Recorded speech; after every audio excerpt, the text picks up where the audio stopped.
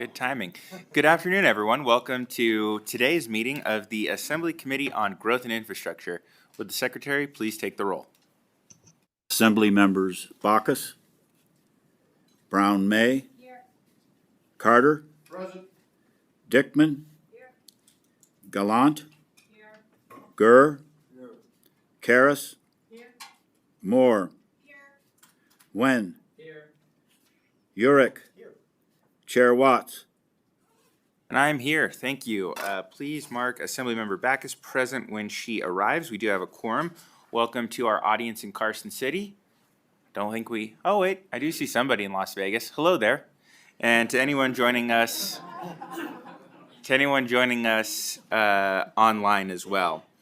A few quick housekeeping reminders. If you plan to testify, please do sign in at the table by the back and provide a business card if you have one. Please silence your electronic devices. When testifying, please remember to clearly state and spell your name for the record and turn off your microphone once you have finished. Let's see here. We will be taking public comment at the beginning and end of today's meeting. And please note that committee members will be using their laptops to view various resources. Do not take it as a sign of disrespect. We're trying to minimize the amount of paper in our committee. So, one other item. If folks are interested in providing public comment or testimony remotely, the number to call is 888-475-4499. When prompted to provide the meeting ID, enter 836-4100-5866 and then press the pound sign. So with that, we will start with our first period of public comment. If there's anyone wishing to provide public comment here in Carson City or down in Las Vegas, please come forward. Seeing none. AVH, do we have anyone wishing to provide public comment by phone at this time? Chair, the public line is open and working, but there are no callers at this time. All right, thank you very much. We're going to move on to our agenda for the day. We have 3 presentations from our power providers. So we will hear from NV Energy, Southwest Gas, and the Nevada Rural Electric Association. With that, we will begin our agenda with a presentation from NV Energy. So, welcome, Mr. Bellows.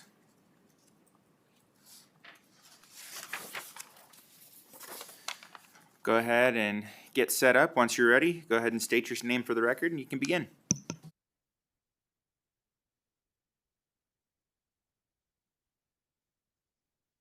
Okay, for the record, Ryan Bellows, RyanBellows. Chair Watts, members of the committee, it's great to be here with you today. My name is Ryan Bellows. I'm the Vice President of Government and External Relations at NV Energy. It's an honor and privilege to be before this committee. As we take a look back, this committee has really driven energy policy for this state and has really passed measures that have helped our customers and helped the state. And so I'm going to spend a few minutes today walking through many of these pieces of legislation that have come through this committee or from this committee that have been passed, and also tell you a little bit about how NV Energy has executed on that legislation. So first off, I'll just cover a couple quick facts about our company. So NV Energy, we've been around for a while. Served Northern Nevada for more than 150 years and Southern Nevada for more than 100 years. We have about 2,700 employees across the state.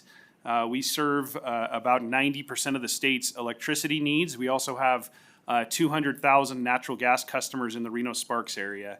Over half our workforce is represented by the IBEW, is a good partner of ours, and we certainly appreciate that relationship and the support they provide.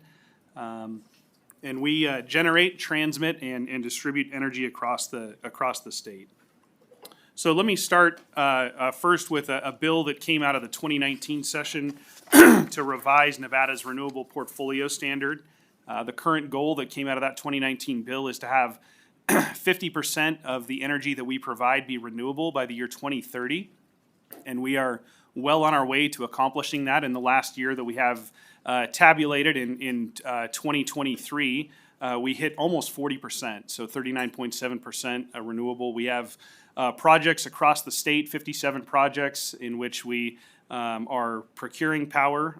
We have solar, certainly battery storage, geothermal, wind, hydro, and so always looking to bring on additional resources on that front.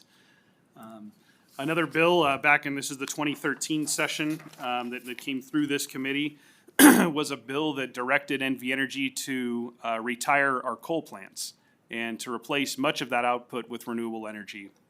And so we are on the cusp of doing that. We have our last remaining coal units are our Valmy power plant, about 20 minutes outside of Battle Mountain. And so at the end of this year, those coal units will be retired and they'll be transitioning to natural gas. Certainly an important part of the region, having a power supply in that area. Those efforts led us to receive an A rating from the Sierra Club for our efforts to retire coal, and so certainly proud to receive that. So talk just for a second about our planning process. So we have an integrated resource plan, which we work on and are continuously refining and looking at, that projects both the forecast for what the energy demand is going to be in the state and how we're going to meet those demands. So we look out over a 10, 20, and 30-year outlook. We had a bill last session from Chair Watts that aided in allowing us to more frequently file a full IRP instead of simply amending a prior IRP. So that's a good bill it's in the works now, and one that we will be utilizing. And so this formal IRP process gives us a chance to present projects before the Public Utilities Commission for approval before we go on and either procure the power off of that project or go and build it. So in our last IRP, several projects were approved by the commission, and I'll just spend just a quick second walking through those. Certainly a mix of resources, predominantly renewable resources were approved, over 1,000 megawatts of solar power and 1,000 megawatts of battery storage. So those are the projects you see there on the screen: Dry Lake, Boulder Solar, and Libra. The IRP process also approved some 400 megawatts of gas peaking units near our Valmy coal plant that's going to be refueled for gas. So there'll be some additional peaking units that will be allowed to run during the summer when that peak demand is present. And those units are also hydrogen compatible. So should that technology emerge, we have the ability to convert a portion of those units to be fueled by hydrogen. So as I talked about our planning process, and certainly, we look at that 10, 20, 30-year process, but we are seeing in the last year or so an unprecedented request for new energy growth. Both in the timing in which that energy is needed and in the scope and size of what's being requested. And just for reference purposes, our peak load was in July of last year. Record on file was close to 8,600 megawatts, so that's across the whole state. We are seeing some customers and some data centers who are coming in and asking for 1,000 megawatts just for a single data center. And so for comparison purposes, in northern Nevada, the peak load from Reno to Elko is about 2,200 megawatts. And so, many of those data centers are attempting to locate in northern Nevada, so really a sizable increase on both the grid and the energy demands. And so we are constantly looking at that and planning. If you see on the screen there's actually 15,000 megawatts that are under study, requests that we've received. Now, not all of that is going to materialize and show up. We know that. So we are working hard to with those who are serious about coming. And as we look and plan to bring on this new load, as I mentioned, it's going to continue to be a mix of resources. So certainly we want to comply with that 50% by 2030 and add additional renewable resources, but we also are going to need some gas resources, as you've seen, to be able to provide 24/7 baseload power for some of the big energy users.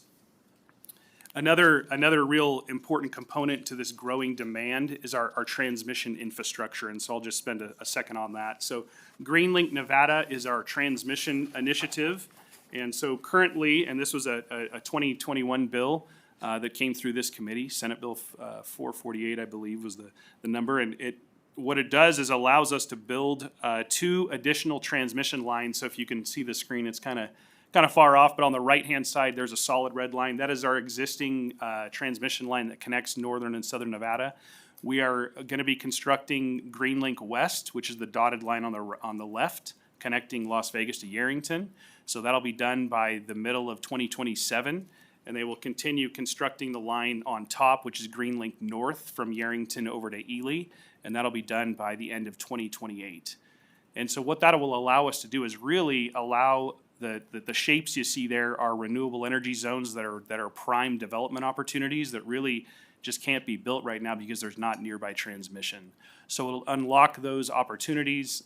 This will really generate economic development for a lot of those counties along those lines, and then also provide a significant amount of jobs for the state, and really allow us to move power more effectively and in a more reliable fashion. So we're excited about this, and construction is underway on GreenLink West right now. So another important bill that came through this committee in 2019 was Senate Bill 329, and that is our Natural Disaster Protection Program. So it helped establish that program.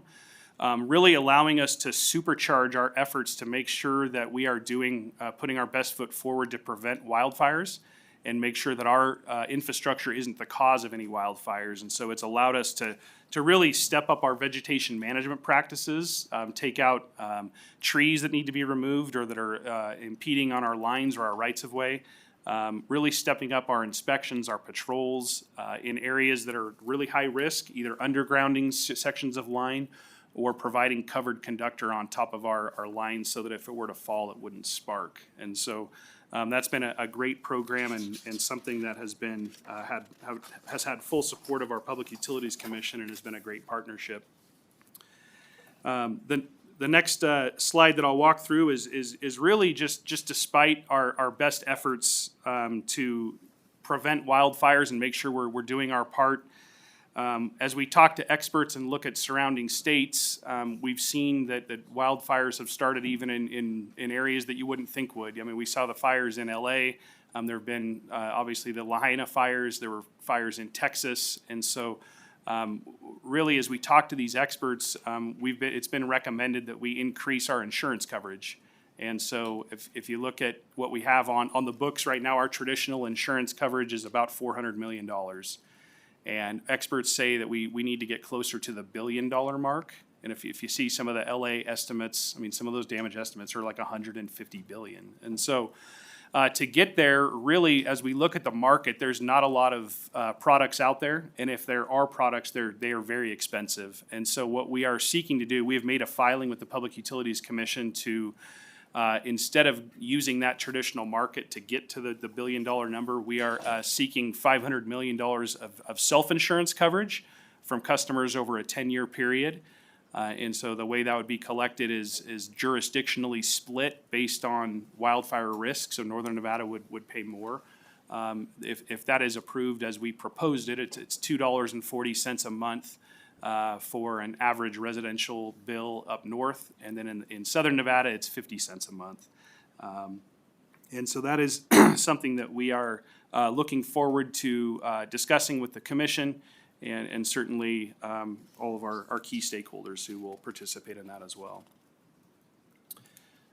So another bill that came out of this committee through an assembly bill was in 2019, which established our community-based solar resource program. And so what this program is that we are able to build community-based resources with input and voting from the community. And so we have 3 projects that are in play right now: Mojave High School, Freedom Park, and the Moana Springs Center, the swim center here in Reno. So those projects are built, and the power off of those projects, folks can sign up through our expanded solar access program. And if you're a low-income customer, you receive a discount on your bill that's been around 10%. And so that's been a great program for our low-income customers. We have several other 4 new proposed projects that we've requested to be built with the PUCN, and so that is currently pending right now. And as I mentioned, that this program is a great savings for our low-income customers. I think as we have looked at utility bills and NV Energy bills, we know that there was an increase in the 2023 period primarily attributed to the high cost of natural gas and us buying power on the market. Those costs have now come down and are still continuing to decline. And so as of right now, our rates are 57% below our neighboring state of California. That we're proud of that, and 12% below the national average. And so as we look to continue to deliver effective and reasonable rates for folks, we will have an upcoming rate review here in Southern Nevada. And so in that, we're going to be making a low-income rate proposal. And so how this will work is that if you are within a certain percentage of the federal poverty line, you'll be eligible to have your basic service charge waived. And so we want to do more for our low-income customers, and this is just another mechanism to do that. And along those lines, just wanted to highlight, we do have various programs in place for our customers that they can take advantage of. We have an equal payment plan, also a flex pay plan where they can, and more of a pay-as-you-go type product, a select your due date plan, and then we also have assistance, which is money that's credited towards your account and towards your bill for seniors in Project Reach, and then Project Safe, which is for low-income folks in northern Nevada. Also have the state-run LIHEAP Energy Assistance Program that is funded from the federal government. So wanted to just quickly recap those programs. And I think that comes to the conclusion of the presentation, and happy to take whatever questions you may have. All right, thank you very much for your presentation, Mr. Bellows. We do have some questions from committee members. We'll start with Assemblymember Brown-May. Thank you, Chair. Thank you, Mr. Bellows. Great to see you. Wonderful presentation. I do have a couple of questions, Chair, if you don't mind. First, GreenLink. Back in 2021, that was my freshman session. I remember the arduous bill presentation and the wonderful thing. I'm wondering if you could give us a little bit more of an update with regard to inflation, right? Where are we with costs? And I realize it's not a money committee, it's a policy committee, but when we invested, you're breaking ground. West is expected to be done in 2027, North in 2028. Has inflation adversely affected the development that you have currently? Thank you, Assemblymember Brown-May, Ryan Bellows for the record. We're not immune to those inflationary pressures, and so GreenLink has seen an increase. The current cost estimate is around $4 billion, and some of those early cost estimates that were provided back in 2019 that I think were referenced in the 2021 session were closer to a $2 billion range. So certainly that has gone up, and so part of the reasons for that are simply costs of products, costs of the labor market, but also as we got into it and made presentations to the BLM around how long our line spans were going to be, that has been adjusted and more poles were requested by the BLM, and so that has also increased the cost. And also the type of pole that has been requested or directed to be built from the BLM has also added some additional costs. So it's been a multitude of circumstances that have driven those costs up. But we are doing everything we can to maintain and mitigate against those increases. If you'll remember in the 2021 bill, there was a provision in the bill that allowed or directed us if an increase was going to be higher than 10% as a condition of, or as a result of the GreenLink investment, that would be spread over a longer time, so there's not as big of a rate impact. Thank you. I appreciate that clarification. Chair, may I follow up? Thank you. My second question, you talked about something new that I'd not heard about with regard to insurance and self-insurance. First, I want to say thank you for being thoughtful, right, about the potential effects for Nevada's residents with regard to wildfires. None of us are immune. You talked about $2.40 a month for ratepayers in the north, 50 cents a month for ratepayers in the south potentially. But I'm curious to know, where does Mount Charleston fall in that? As that would, I believe, I mean, they've often experienced brownout as a result of fire prevention measures. Where does that fall? Thank you for the question, Ryan Bellows, for the record. So the reason that the amounts that I cited and you cited are split, it's split, I think it's 75%, 25% jurisdictionally split. That's the same way much of the Natural Disaster Protection Plan costs are split. But you are correct in that the highest wildfire risk areas are, one of them is Mount Charleston, also Lake Tahoe. Lake Tahoe is certainly a bigger footprint and So that's the reason for the cost differential there. But absolutely, Mount Charleston is an area of focus for us and of concern, and one that we take special attention to. One of the things I didn't cover is our wildfire alert cameras and some of the AI detection methods. So we certainly have cameras there, and 2 meteorologists on staff at NV Energy to make sure we're really honing in and paying attention to that area. Thank you. One last follow-up, Chair. Thank you. So, Mr. Bellows, just to clarify, the cost to ratepayers, right, is always a conversation that we have, and I know that you work with the PUCN, and like you have the IRP that we submit on a regular basis. I'm curious to know, if you were to go with commercial insurance in order to be able to cover the cost, do you have any idea what that effects would be on the ratepayer as opposed to self-insurance? Thank you for the question, Ryan Bellows, for the record. So as we looked at as we attempted to even secure traditional insurance, we looked at what some of the California utilities were experiencing. And to go to that next step was 70 cents on the dollar, meaning that to get $100 million in coverage, they would pay $70 million a year. And so I would think it would be an astronomical increase from what we're proposing based off the $2.40 and 50 cents. Thank you. Next, we'll go to Assemblymember Moore. Thank you, Chair. Thank you for that presentation. I do have a couple of questions. My first one is related to electric school buses. We know that in 2022, CCSD received enough funding for 25 electric school buses.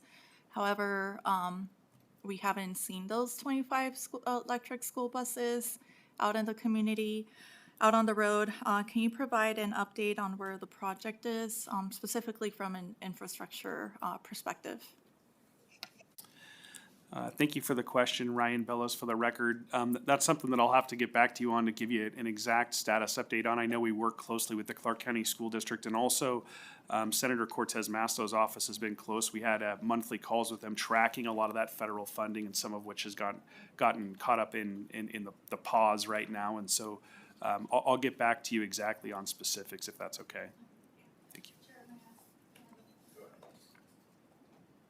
Thank you. And this is relating to the implementation of Senate Bill 448. There was a pilot program for vehicle-to-grid technology, including at schools where electric school buses would serve as backup batteries for the grid. Can you provide an update on that? Question, Ryan Bellows, for the record. I'm gonna have to give you the same answer on that. That's something that I'll get back to you on as well if I could. Certainly aware and supportive of that program. Yeah. Thank you. Yes, if you can provide that as a follow-up, that'd be great. Questions from other members? Assemblymember Dickman. Too short for these microphones. Thank you, Mr. Chair.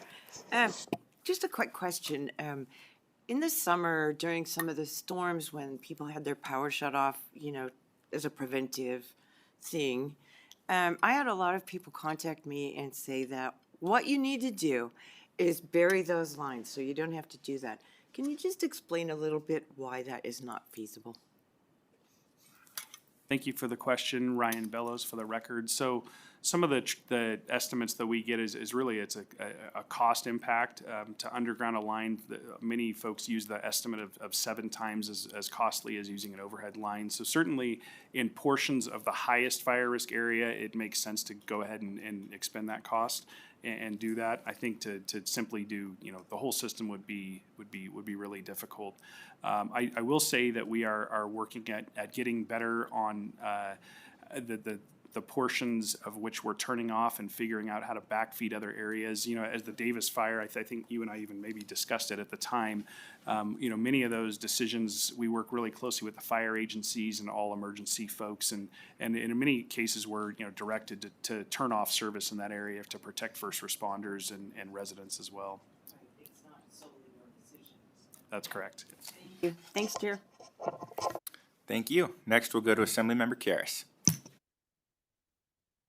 Thank you, Chair. What I'd like to know is if thought has been put into your ask of $240 a month for the north and 50 cents for the south taking into consideration in years down the line as we increase solar on homes and people's bills go down, will we see those numbers go up? Thank you for the question, Ryan Bellows, for the record. I think, we are routinely before the Public Utilities Commission for rate reviews, right? Usually every 18 months or 2 years or 3-year period. And so those are constantly recalculated and redetermined. So I think there are always opportunities to adjust that downward or upward or in whatever fashion makes sense. So I think as circumstances change, I think that could certainly change as well. Thank you. Thank you. Next, we'll go to Assemblymember Backus.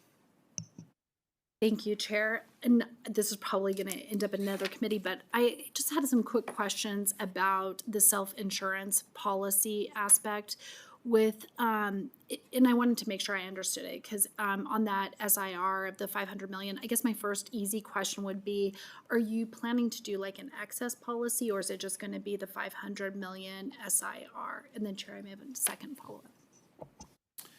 Thank you for the question, Ryan Bellows, for the record. So it would just be a $500 million self-insurance policy. We would keep our traditional policy as well. And the other component of that fund is that the company itself would also pay a 10% deductible on that. So that's actually would get you to the $1 billion, the 400 in traditional plus the 500 of self-insurance and then the co-insurance or deductible.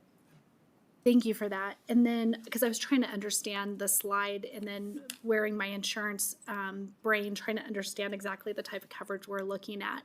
And one thing that I read in the third bullet point, it seems to me that these funds could be used to benefit customers if there was a wildfire, but I could imagine it, and I know normally it would be your property that could be damaged, that would be like lines, but getting those repaired if you guys weren't at fault or the fire was caused by whatever it may be, to get those lines up and working. Is it my understanding that this type of self-insured policy will not be covering that, or it would be covering it to make sure we're getting electricity back to customers?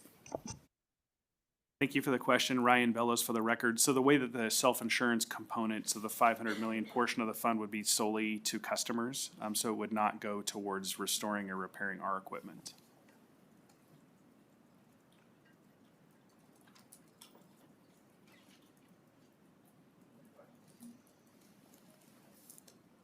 All right, thank you. Any questions from any other members of the committee? Okay, we'll go back to Assemblymember Moore. Thank you, Chair. I was looking at your presentation, and one of the things that caught my attention was the mention of data centers and also the demand that we're seeing for AI. I know that is an issue that we are dealing with as well. But do you think that the huge increase in AI demand and also data centers in Nevada, how will that affect the cost of ratepayers? Sorry.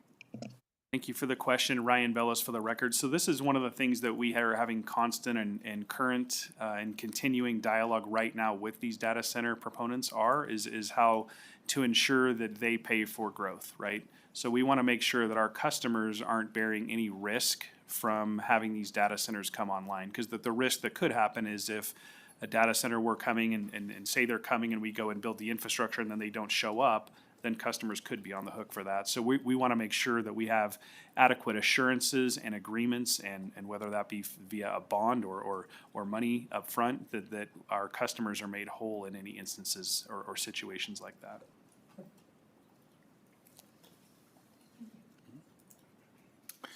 Thank you. I have a couple of quick questions. So it was brought up earlier, one of the pieces of Senate Bill 448 is the Transportation Electrification Plan.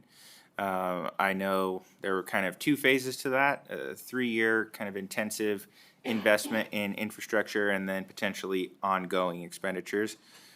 Time flies. I think we're at 3 years. So could you give us a high-level overview of where things are at with that TEP investment and what the outlook is? We've had some previous presentations about federal funding for the for electric vehicle investment. is currently frozen. So love to get any information on where things stand with the utilities charging investments. Thank you, Chair Ryan Bellows, for the record. That'll be another one that I'll add in my supplemental presentation on all things transportation electrification. But we did go back in and sought approval for a transportation electrification plan, which was approved by the commission. It was scaled back from what was approved, from what was proposed, I will say. So it was a smaller effort than what was in the original ERTEP plan. But I'll get you all the specifics on where that stands and where those investments are. Thank you. I appreciate that. One of the other questions, and I know that we've had some conversations about this, but I think it'd benefit the rest of the committee as well. On your slide, you talk about some of the resiliency efforts, including some of the undergrounding and improvements of infrastructure in some of these particularly wildfire-prone areas. We also heard questions from the committee about Mount Charleston, Lake Tahoe, and areas that can face losing power during those safety outages. Can you discuss what thinking and efforts are going into increasing resiliency for those communities by incorporating local energy generation through solar, energy storage, and other efforts that can help those communities maintain electricity even when other factors might be threatening the current grid infrastructure? Thank you, Chair, for the question. Ryan Bellows for the record. So I think the best example of that is at Mount Charleston. And so we have invested in a microgrid technology there. So if we're looking at a public safety shutoff potential, or if there is a high wind event, we can change them from the traditional grid to the microgrid. And whereas then the customers there would only experience a minor disruption. I saw Assemblymember Brown May, it may be more than minor, but they would experience a temporary disruption, I guess I'll say, and then they would be back on. And so I think technologies like that are going to be a real game changer, and so we're going to continue to look at those types of technologies. The other kind of thing that I alluded to is that we're looking at other ways to get better at backfeeding from other lines. So if a section of line has to be taken out, to be able to backfeed from other circuits. And so getting smarter at that is also something that we're investing in right now. Great. I think those were my questions. I think based on the questions from the committee, probably some additional information on the wildfire self-insurance proposal would probably be welcome as well. Any other last questions from members of the committee? All right. Seeing none, thank you very much for your presentation today. Thank you. All right.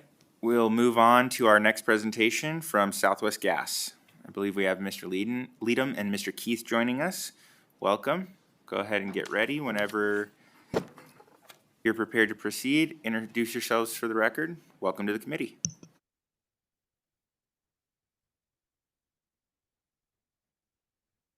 Thank you, Mr. Chair, members of the committee, for the opportunity to present today.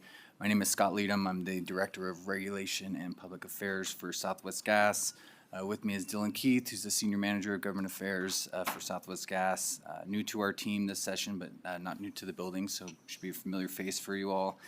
And then our lone participant down in Las Vegas belongs to us as well. That is Chris Brown, the Director of Regulation and Gas Supply. He'll be here to answer any technical questions if needed. Again, appreciate the opportunity to provide some information for you today on our company. Like NV Energy, we have been in the state for a long time, over 90 years now, and Southwest Gas is a natural gas local distribution company. You can think of us as a utility that not so much sells a product, but provides a service. Unlike other utilities like NV Energy who just presented, we are not vertically integrated, meaning we don't own any natural gas production or wells. We simply operate the distribution system. that delivers natural gas to residents of the state. So we purchase natural gas on the open market, and deliver that gas to customers across 3 states. You can see that our service territory map up here on the slide. We serve in Arizona, everywhere in the Phoenix metro area down to the Mexican border. We serve in small parts of California, so around the high desert area in Victorville and Barstow, and then in Northern California around Lake Tahoe into Truckee. In Nevada, we serve the whole state that has natural gas service other than Reno Sparks, that is served by NV Energy or Sierra Pacific Power. And natural gas service is available in our state, primarily in Clark County, and then all along the I-80 corridor from Carson City to Elko. We also just wanted to note that we are headquartered in Nevada and Las Vegas. Down in our offices are located in beautiful Assembly District 8. So he didn't see. Okay. A little more Nevada-specific information on this slide. We won't go through all these data points, but we have nearly 1 million customers here in Nevada and still adding thousands of customers each year with new residential and commercial growth across the state. Our company and industry supports over 8,000 jobs, many direct and indirect jobs across Nevada. And as you can see on the far right upper chart, the vast majority of our customers, over 95% of them, are homes and small businesses. However, those customers don't necessarily use the majority of the natural gas that's used across the state, as you can see the chart just below that. Finally, we'll point out on this chart that there are significant cost savings from using natural gas directly at your home or your business, which I'll get more into here shortly. You'll see here there's still a strong preference for natural gas service here in Nevada. Much of this data comes from a survey that was conducted by Applied Analysis, I think which many of you are familiar with, across our 3-state service territory. We are very proud of our customer satisfaction scores, which averaged about 97.5% last year. There were a few months last year where we hit 99% customer satisfaction, which we're very proud of, but wanted to point that out. The survey also showed that 80% of the people, over 80% of people, prefer to live in a home that has multiple energy sources, and that cuts across generational divides. It's also just wanted to point out that 80% of people in Nevada don't support the banning of natural gas in the state and prefer to have all energy options available to them. One of the reasons natural gas service remains popular with customers is because of the value they get for their hard-earned dollars. Powering your appliances with natural gas remains a very affordable and financially competitive form of energy for homes and for businesses. And as you can see here in Nevada, it's about 3 times cheaper to power your home, your business with natural gas rather than all electric service. As the legislature tackles issues surrounding affordable housing here in the state, it's important to remember that the long-term costs of operating a home should always be a part of that discussion and a part of that equation for Nevada residents and customers. And as you can see on these graphs, the long-term ownership of natural gas appliances is in every case across the 4 main uses for natural gas in a home. So space heating, water heating, cooking, and clothes drying. Those annual costs of operating those appliances are significantly lower over the 15-year life cycle of an appliance, and overall about 30% lower. So again, providing a very good value for our customers and residents here. As a natural gas distribution company, safety is always at the forefront of what we do as a company. We're very proud of our safety record. As you can see from these numbers, both our overall damage numbers and our damage ratio per 1,000 miles of pipe are down from previous years. The damage ratio we have at 0.85% is among the best in the entire natural gas industry. And speaks to the success of our 811 Call Before You Dig program and the advertising that we do and customer outreach we do on that program. Our emergency response times are also among the best in the industry. If you are a resident or a business owner and you smell gas in your home or business, over 2/3 of the time we are there in under 30 minutes. And we are there within an hour and over in nearly 99%, within an hour, sorry, nearly 99% of the time. So we take our emergency response very seriously. And it's also important to note that these are Southwest Gas emergency response times. They don't necessarily include the emergency responders' times, who are also often called out to many of these incidents. These times are also tracked and reported to the PUCN on a regular basis. For our newer committee members, just wanted to go over a little bit about what renewable natural gas is, or RNG for short. Is the process of capturing biogas that is produced at wastewater treatment facilities or landfills or dairies, and treating that biogas to pipeline quality standards and serving it to customers.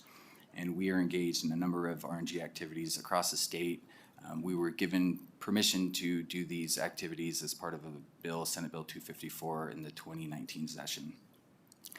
One of the projects we're proud of is with the partnership that we have with the RTC of Southern Nevada. We've added quite a bit of RNG into their fleet to help them further drive down GHG emissions.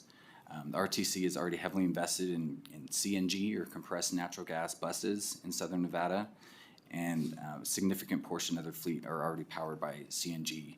And adding RNG into their fuel mix is something they can do seamlessly without any additional retrofits, and it's removed even more emissions from their fleet. The RTC has already had significant savings, emission savings from CNGs because it's so much less carbon intensive than diesel engines. So that partnership we have with RTC, adding RNG to their fleet, has decreased emissions in an amount equivalent to removing over 13,000 passenger vehicles from the road. Our Great Basin Transmission Pipeline, which is one of our subsidiaries of Southwest Gas up here in northern Nevada, has also constructed an interconnect to accept RNG produced at nearby facilities, and that RNG production at those facilities is enough to power nearly 11,000 homes for a year. Wanted to give a quick update on some of our expansion projects here in the state. In 2015, the legislature unanimously approved Senate Bill 151 that allows us to expand natural gas service to unserved areas of the state. We have 2 expansion projects that we've done so far, one in the city of Mesquite in Clark County and one in the Spring Creek area in Elko County. Both have been very successful projects. We have added over 1,100 customers in Mesquite and over 500 customers in Spring Creek. In many neighborhoods in Spring Creek, we've had a near 100% participation from those residents, so they're very excited to finally receive natural gas service in their area. And in both cases, providing natural gas service to these areas has significantly decreased GHG emissions in those areas from replacing higher carbon-intensive fuels. So we've replaced a lot of propane in Mesquite, and then a lot of propane and also even heating oil or wood-burning stoves in Spring Creek that people were using to heat their homes. And as you can see, those emission savings are significant both in Mesquite and in Spring Creek. Finally, just wanted to touch on a bill that we worked with Senator Wynn with last session that makes natural gas utilities subject to a planning process similar to the IRP process that electric utilities go through every 3 years. That bill went through this committee, and I believe one of your last committee meetings, our final committee meetings last session, so you may not remember it. But as part of that, we were required to submit to the PUCN all of our major planned investments, our energy efficiency programs, and all of our planned RNG and hydrogen projects, our future expansion projects, pipeline replacement projects, and other activities that we're engaged in for consideration by the PUCN. They then take that plan, can either approve it, deny it, or approve in part that plan that would be submitted to them. The process is designed to ensure that we meet future demands for natural gas service at the lowest reasonable cost to customers. The regulations for this are still going through the PUCN rulemaking process, but we believe that the regs will be finalized here in the next couple months, and we are required to file our first plan by October 1st of this year. So with that, I will open it up to any questions that the committee may have. All right, thank you for the presentation. I do believe my colleague from Elko would agree it's Spring Creek, but. Scott Leadham, for the record, my apologies for that mispronunciation. But we will go to some questions from members. I believe first we have Assemblymember Brown May. Thank you, Chair. I'm wondering if we can kick up the flame a little bit here and see if we can get this presentation boiling a little bit as we start to talk. The last piece that you just talked about is Senate Bill 281, right, which requires a new plan, a forward-thinking plan as opposed to a reverse payment plan. And I'm curious to know if you could talk a little bit about some of the energy you've put around that plan.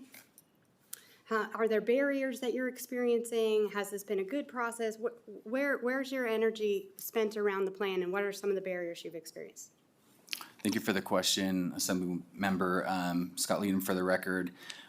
Like I mentioned before, we are still finalizing the regulations for that, so not everything that is going to be included in that plan is final yet, but I can tell you that we have already started meeting with our internal working groups. We had a kickoff meeting a few months ago.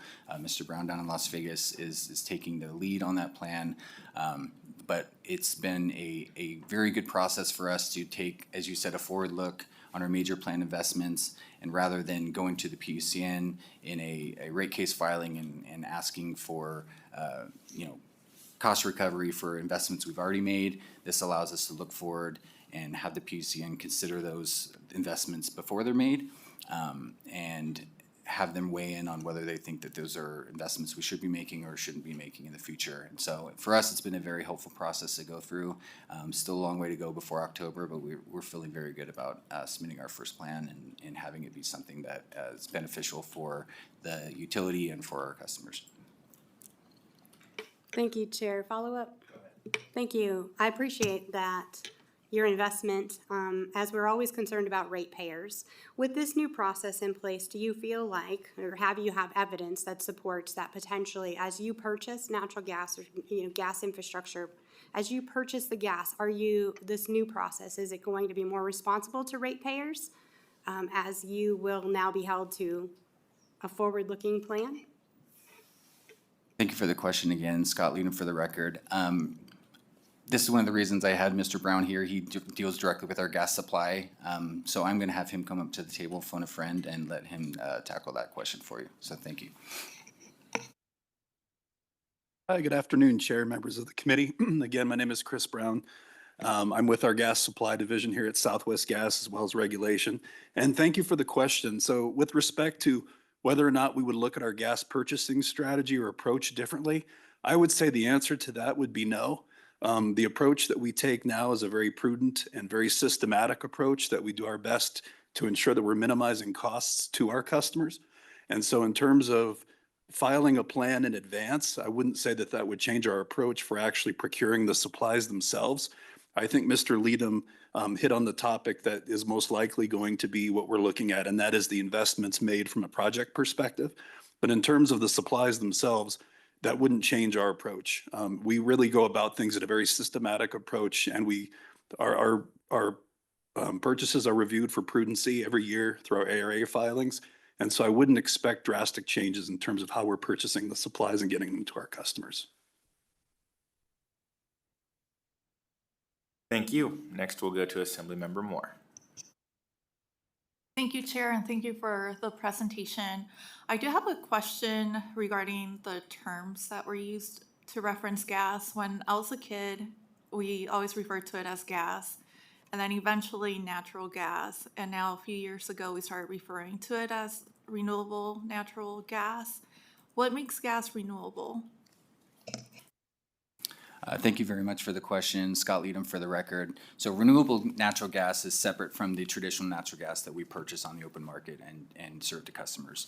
Renewable natural gas is, like I mentioned earlier, it's biogas that's created and produced at a wastewater treatment facility or a dairy or a landfill, anywhere where carbon is decomposing and methane is created. We can capture that biogas. We can treat that gas to pipeline quality standards and then serve it to customers. So renewable natural gas is a different product, and it's a newer technology that's been employed, some here in Nevada, but certainly across the country, heavily in California at many dairies and landfills and wastewater treatment facilities there. But there is an important delineation there between traditional natural gas and renewable natural gas, and appreciate the opportunity to clarify that.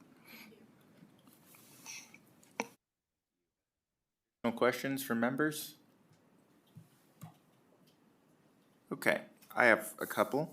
You noted in your slides the reduction in emissions. There's been some discussion about renewable natural gas, but I was wondering if you could speak to what are the contributing factors that have led to that reduction in emissions. Also, you've noted the expansion of the system and other things, so if you could just elaborate on what's led to that decline in emissions. Absolutely. Thank you, Mr. Chair, for the question. Scott Leadham for the record. I think the majority of those reductions have come from natural gas coming in and displacing higher carbon intensive fuels. So, for example, like coal, right, has come. Some of the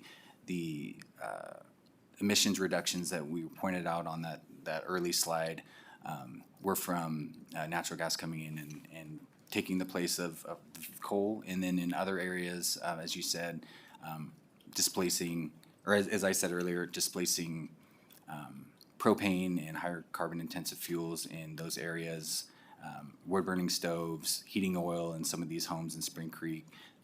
Those have all resulted in direct GHG emissions reductions in those areas. Thank you. And so, yeah, I see that this item on your slide is statewide across everybody, not just within the company itself. So that's helpful. The other question I had was around I guess I don't really have questions. I have two kind of requests for follow-up. One is in this total cost of ownership, looking at the initial cost and operating cost of various appliances. I was just wondering if, as a follow-up, you could send the committee some of the information that provides those statistics for us. That'd be helpful. And then if you could provide some additional follow-up information on some of the sources of RNG that you're looking at within the state of Nevada, I think that would be great as well. Scott Leadham for the record, happy to provide that information for you, Mr. Chair. Thank you. Members, any additional questions? Seeing none, thank you very much for your presentation. Thank you. And last but not least, we will have a presentation from the Nevada Rural Electric Association. Welcome, Ms. Turner. Whenever you're ready, you can state your name for the record and begin.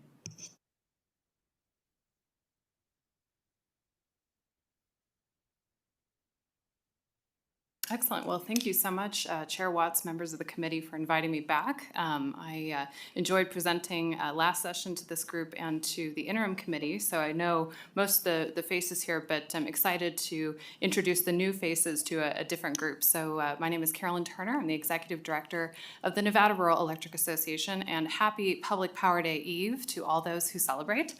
You will have some opportunity to meet with us tomorrow, hopefully. Unfortunately, because the floor session's been canceled, we can't sit with you there, but we will have a big group here tomorrow, so really excited. I would also be remiss if I did not acknowledge that my board president, Kevin Robison, and Shelley Watts from Mount Wheeler Power are here today, so they've made the trek out a little early from Ely, and really appreciate them being here to cheer us on. So, I really want to go through kind of the composition of the organization, the work that I'm doing, and would love to answer any questions that you may have. But first and foremost, a pretty easy one is, what is a consumer-owned utility? You've heard from two investor-owned utilities here today, and we're kind of the other side of the industry. So in a consumer-owned utility, we've got multiple organization, entity types, if you will, that I'll go over in just a second. And, they're all kind of pulled together by some foundational principles that they share in common. So like I said, we've got three different types of consumer-owned utilities in the membership. We have electric cooperatives, and we also have two types of utilities that are jointly referred to as public power. So we've got public power districts and municipal utilities. Electric cooperatives are nonprofits that are formed under Chapter, I believe it's 81 in NRS, and then the public power utilities that you see described on the screen are both different types of political subdivisions. So a power district is formed by an act of a county government, and then, as the name would suggest, a municipal utility is kind of an offshoot of municipal government. So, providing those types of services. I will note that a couple of the members also have other lines of service, if you will. So I've got 2 electric cooperative members in Valley Electric Association and Plymouth Sierra Rural Electric Cooperative that also offer broadband service. And then Boulder City Municipal Utility also offers wastewater treatment, et cetera. So I would defer to those individual folks to answer questions about those other lines, and we'll just talk about electric service today. So if you've seen me present before, you have seen this map. It is my favorite image that is affiliated with the Nevada Rural Electric Association, but give you kind of a sense of who we're talking about and where they're located. So we've got 12 members of the organization, but for the purpose of today, we're going to be talking about our 10 general members. So you see them all across the state here and serving territory in other states in the West as well. You'll note, of course, that Mr. Bellows showed you NV Energy's service territory map, and we're all of the blank space that was referenced there. So you've got folks predominantly in the eastern side of the state, but in the north as well. And as I mentioned, most of those are going to be electric cooperatives, but then we've got the power districts and our municipal member in southern Nevada. So a couple of members of this committee do represent those areas that are served. Really excited to see that service, but you'll note that only one member of the legislature is actually a member or a customer of a consumer-owned utility, and that would be Assembly Member Greg Hafen. So though your districts include consumer-owned utilities, there's only one of you that so far has the honorable, or the honorific of actually being a member of an electric cooperative. But I'll just to zoom out a little bit, the other thing that I've referenced before in this committee is kind of the foundational principle of the membership, which is if you've met one co-op, you've met one co-op, and I'd really like to talk a little bit about how different some of these areas are. So to do that, I'm going to rely on a visual aid. This is one of my favorite comparisons. It's the snapshot in time of 2 different members' experiences of this past winter. So you'll see on your left, we've got some crews in Boulder City that are putting up Christmas decorations in December, and on your right, you've got Lincoln County Power District, what their linemen were facing about the same day. So that's one of the fun things about this organization and the membership is we're serving all across the state, very remote and, as I've said before in this committee, frontier communities, but also suburban and urban environments as well. So very different from the other presentations that you've heard today. Just for comparison, we've got about 125,000 customers across 75,000 square miles, and all of those folks between the 10 member utilities that I referenced earlier are served by about 400 total employees. So very different scale and very different challenges. We often refer to the number of miles per customer as opposed to the number of customers per mile. So I'd also like to talk a little bit today about the statewide by organization.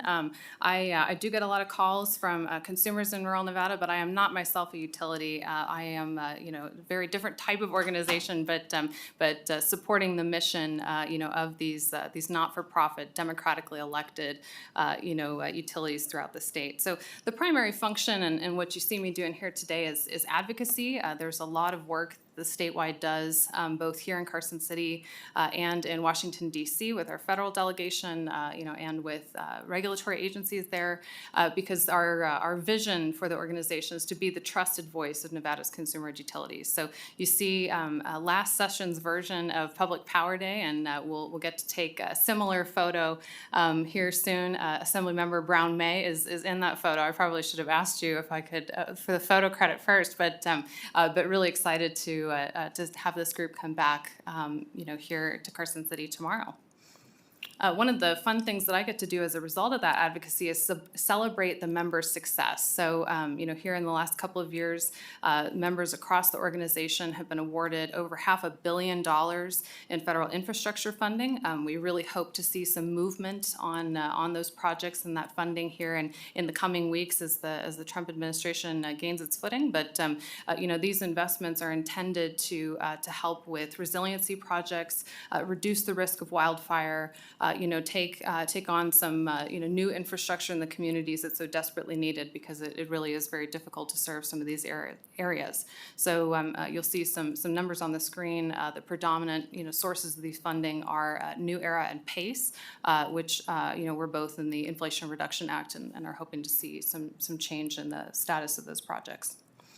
Another piece of the work that I do is hosting, events for the organization. One of the, big functions of the statewide is training and education. So, we're definitely invested in the future of these communities, and that manifests in a couple of different ways. We do a lot of training programs for line crews, engineering operations folks throughout the state. We have a really robust youth engagement program where we send kids to DC every year to engage with their elected officials there and get a taste for this work, and hopefully, carry it on into the future. But also provide a forum for members to exchange, information, and do some networking and stay on the cutting edge. The best part of my job is that I get to travel to all these communities to do a lot of membership engagement work. So, we've talked about what these communities look like. They're very, very diverse, but they're served by the best people. I will just close with kind of a reminder of what this type of utility is all about, and that is democratic engagement and nonprofit service to provide safe, reliable, and affordable power to those communities that otherwise wouldn't have it. So really excited again to be here and to give this presentation. I'm happy to answer any questions you may have. Thank you so much for your presentation. I believe we have a question from Assemblymember Brown-May. Thank you, Chair. I couldn't let that pass. First, I have to, give you a shout out and thank you for including me, especially adjacent CCM. I'm honored to be included in the presentation for today, and championing all of the efforts of our rural electric providers.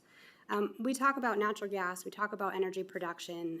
Over the course of the interim, I've spent some time working on diverse energy and how is it produced. Can you talk a little bit about what types of energy, what are the sources of energy that your members are producing from? Assemblymember Brown-May, what an excellent question. Carolyn Turner for the record. So again, we'll go back to the thesis statement, which is if you've met one co-op, you've met one co-op. So generally speaking, the majority of the power supply is coming from federal hydropower. So that's both Bonneville Power Administration, overseeing dams in the Pacific Northwest, but then also Western Area Power Administration, Colorado River, in the desert Southwest. So that's the bulk of the power supply for most of the members. Do also have folks that transact bilaterally, where they're working with a power broker like a Morgan Stanley, for example. That's part of the portfolio. We do have in Deseret Power Cooperative, one of our G&T associates. They're predominantly coal, but they also have some solar projects in Utah. Arizona Electric Power Cooperative is mostly natural gas, but again, also solar and BESS, battery energy storage systems. So it's kind of runs the gambit, but again, predominantly hydropower. Mm-hmm. Thank you. Members, additional questions? Okay, I have a couple. One thing that you mentioned, and congratulations on being able to bring in some of those resources. You mentioned the new administration finding its footing.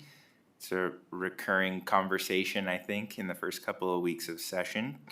But I just want to make it super clear. So have funds to help support investment in rural electric infrastructure been frozen by the Trump administration? Chair Watts, it's an excellent question, and the answer is mired in some difficult terms. But broadly speaking, the funds have been obligated but not awarded. So our interpretation is that they should flow at some point, and members do not currently have access to those funds that were obligated. Thank you. I know it's a moving target. I've seen with some folks they've been frozen, unfrozen, refrozen. And there's a lot of funds that have been obligated and are essentially under contract to be provided, and yet when folks are checking in, they're not currently able to access them. So I appreciate that response. The other question I had, you discussed hydropower. Obviously, with drought in particular, we've seen some struggles with hydropower production across the western United States. So I was just wondering if you could speak either to that or other major high-level issues that or struggles that our co-ops are dealing with. For that, I need to couch, we turn this into a therapy session, but Chair Watts, again, excellent question. Carolyn Turner, for the record. So, you mentioned drought. Certainly that is a natural crisis that we face in the hydropower world. We've also seen some man-made crises. Unfortunately, there's a contingent of folks that would like to see dams taken out in the Pacific Northwest, and that threatens reliability in the same way that the drought does in the desert Southwest. So, we're working closely with both BPA, with WAPA, Corps of Army Engineers, all sorts of folks to see what can be done. Certainly the issue is exacerbated when decisions like lower Snake River dams that we talked about before come up. Certainly there are some aggressive spill operations taking place along the Colorado River that bypass generation to cool the river downstream. So again, we can get into all sorts of challenges, but those are the primary ones when we're talking hydropower. Then, looking to the future, we see the same types of constraints and issues that Mr. Bellows was speaking to for NV Energy. So certainly supply chain and the cost of materials is exorbitant. I was asked recently, to give an estimate of, the lead time for transformers, for example, and depending on the voltage you're talking about, you're still looking at a couple of years. So, when these work orders are put into place and you have folks that need infrastructure so desperately, that can be a daunting timeline, looking ahead. So, cost and supply chain are difficult as well. Thank you. Members, any additional questions? Okay, seeing none, I want to take a point of personal privilege because I think this may be the last time for a while that we will see you before this committee. So on behalf of the members of the committee, we just want to thank you for all of your excellent work on behalf of the state's rural electric cooperatives and wish you well in your future endeavors. All right. Members, that concludes our agenda for the day. We have one item left on our agenda, which is public comment. So if anyone would like to provide public comment, either here in Carson City or down in Las Vegas, please come forward.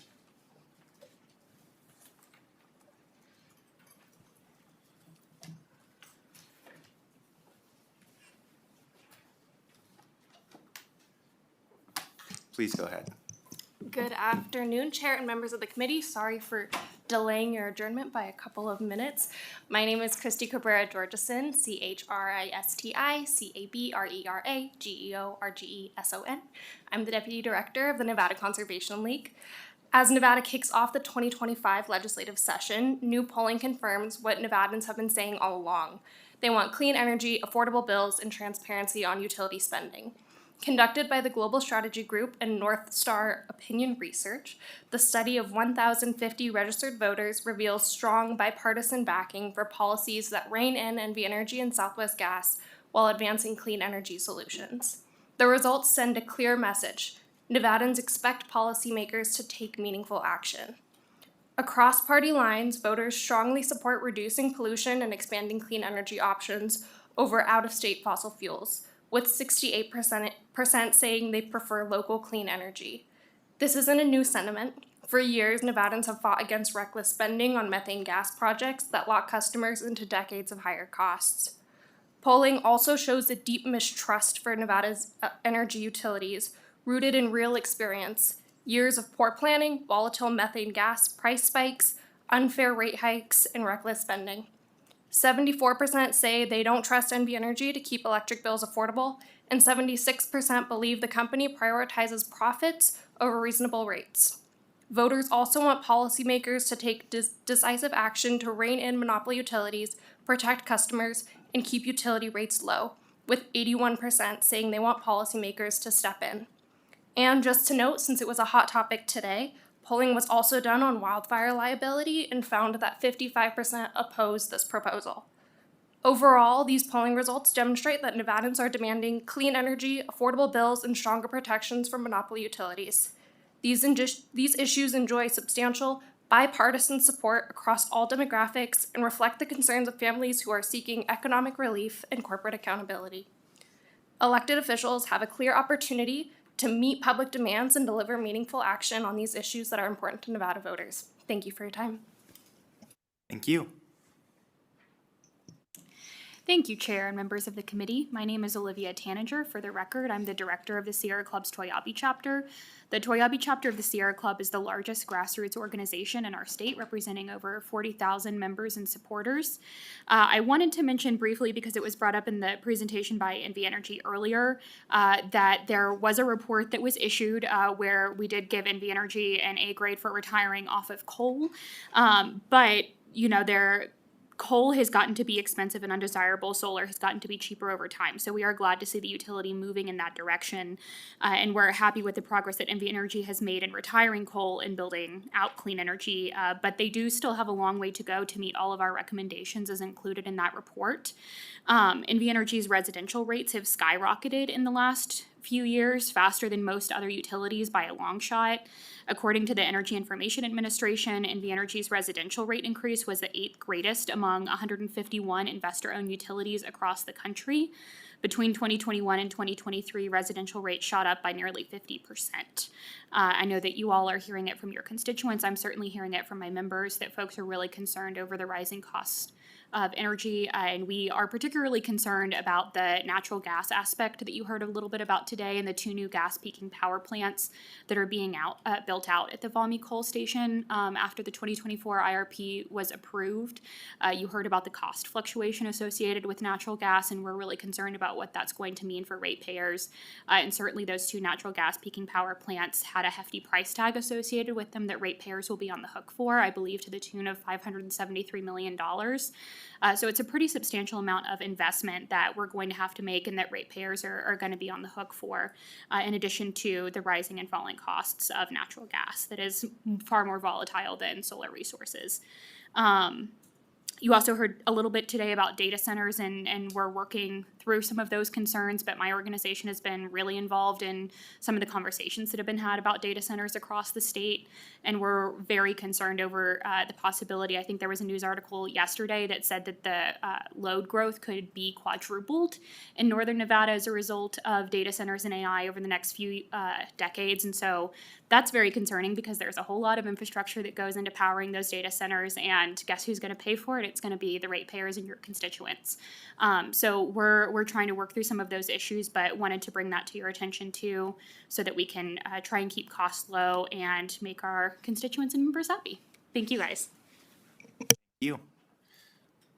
Seeing nobody else coming forward in Carson City and no one in Las Vegas, AVH, do we have anyone wishing to provide public comment by phone?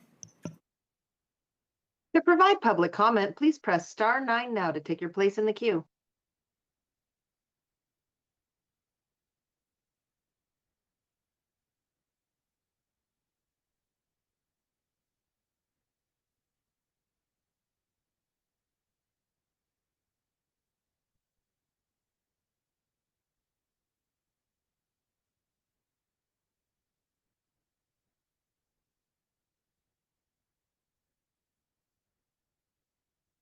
Caller with the last 3 digits, 801, please press *6 to unmute.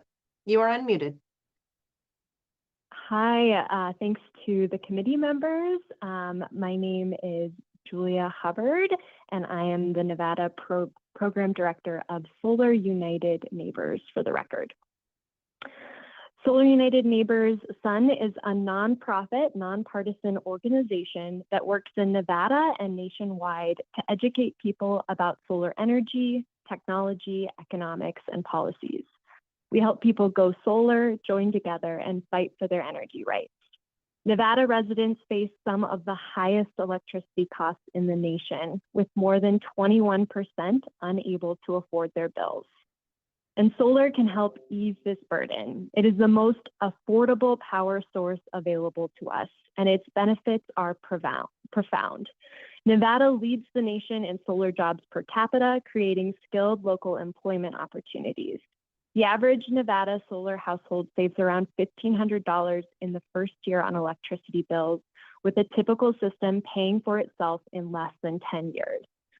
Beyond economic benefits, more solar means reduced pollution and water consumption in our drought-prone region. We feel strongly that utilities like Nevada Energy should be working to enable solar access for the benefit of all Nevadans, not standing in the way for the benefit of shareholders.